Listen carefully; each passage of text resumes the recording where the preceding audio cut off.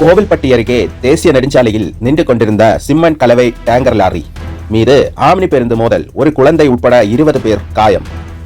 கோவையில் இருந்து தனியார் ஆம்னி பேருந்து ஒன்று நேற்று இரவு பயணிகளை ஏற்றிக்கொண்டு நாகர்கோவில் நோக்கி சென்று கொண்டிருந்தது. ஆம்னி பேருந்து தூத்துக்குடி மாவட்டம் கோவில்பட்டி மூப்பன்பட்டி விலக்கு அருகே தேசிய நெடுஞ்சாலையில் வந்து கொண்டிருந்த போது சாலையில் நின்று கொண்டிருந்த சிமெண்ட் கலவை டேங்கர் லாரி மீது மோதி விபத்துக்குள்ளானது. கோவில்பட்டி கிழக்கு காவல் நிலைய போலீசார் விரைந்து வந்து போக்குவரத்தினை சீர் செய்தனர். மேலும் விபத்து குறித்து வழக்கு பதிவு செய்து விசாரணை நடத்தி வருகின்றனர். இதில் ஆம்னி டிரைவர் உடுமலைப்பேட்டையை சேர்ந்த சரவணன், 8 பெண்கள் மற்றும் ஒரு குழந்தை உட்பட்ட 20 பேர் காயமடைந்தனர். காயமடைந்த ஆம்னி பேருந்து டிரைவர் பேருந்து முன் பகுதியில் சிக்கி வெளியே வர முடியாமல் சிக்கி தவித்தார்.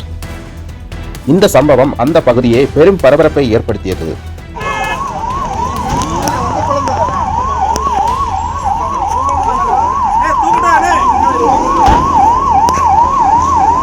நீங்க போங்க வண்டி